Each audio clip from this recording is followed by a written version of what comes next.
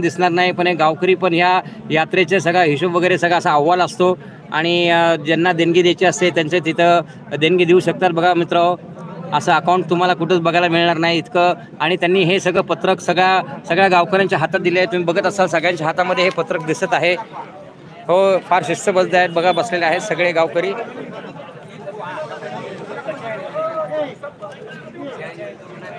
धन्यवाद नाना, तुम्ही फार सुंदर माहिती सांगितली आणि धन्यवाद. भेटूया नंतर मित्र.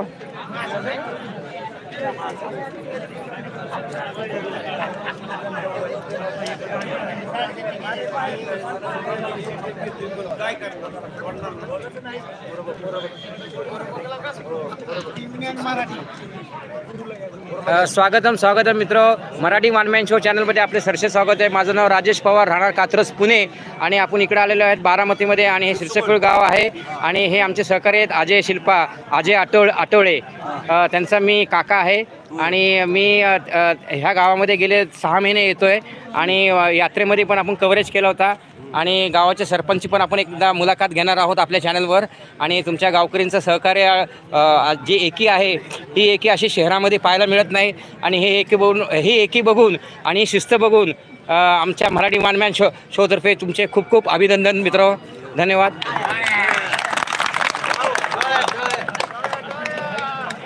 चला मित्र, असंच लाईव्ह आपण परत कंटिन्यू करूया आणि देवीचं दर्शन घेऊया आपण.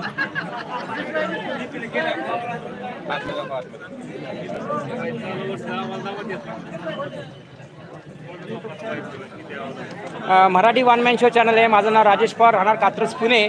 आणि आपल्या आठवडे वस्तीमध्ये अजय आठवडे राहतात. मी त्यांचा काका आहे आणि मी रिटायर्ड आहे. माझी दोन्ही मुलं आउट ऑफ इंडिया आहेत. आणि मी असं यूट्यूबचा चॅनल चालू केलेला आहे जेणेकरून आपल्या महाराष्ट्रामध्ये जेवढे गाव आहेत, जेवढे उत्सव आहेत, जेवढे देवस्थान आहेत याची माहिती कुणालाच माहीत नाही. हे पण गाव मला माहीत नव्हतं. आणि असं आपण आपल्या लाईव्ह मार्फत या गावाचं जेवढे उत्साह असतात असे उत्साह आपण आपल्या लाईव्हद्वारे अख्ख्या महाराष्ट्राला दाखवत असतो. आणि असेच याच्यापुढे आपण सगळे असे लाईव्ह आपल्या गावामधून घेणार आहोत. माझं सरपंचांशी बोलणं झालेलं आहे.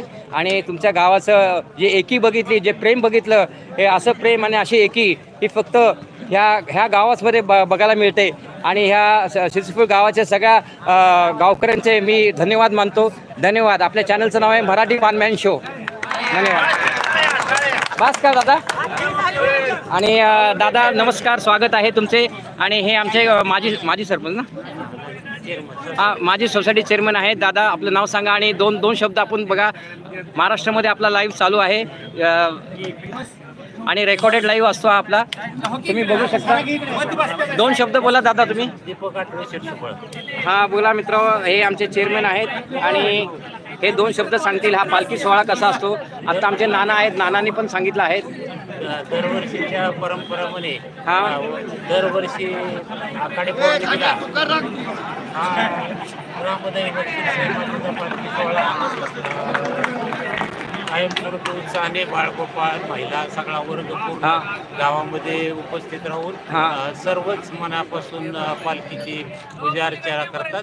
आणि परंपरा जी ग्रामीण भागामध्ये जोपासलेली आहे त्याचा वारसा हा जोपासून पुढं मार्गक्रमण करतात. ग्रामीण भागामध्ये परंपरा जोपासलेल्या आहेत आणि हाच वारसा असा पुढे चालू राहावा असं त्यांनी सांगितलेलं आहे.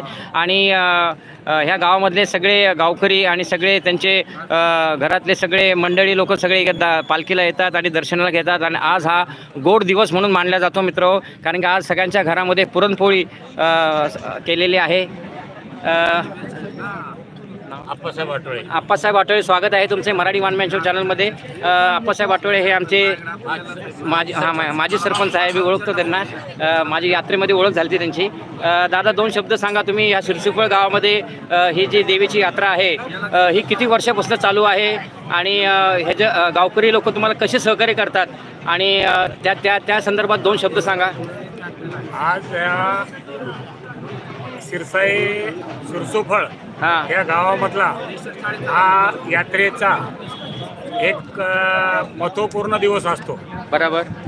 अक्षय तृतीयेनंतर दुसऱ्या दिवशी यात्रा मोठी यात्रा भरती. त्याच्यानंतर आखाडी यात्रा हे दुसऱ्या क्रमांकाची यात्रा भरते. संपूर्ण गाव या यात्रेमध्ये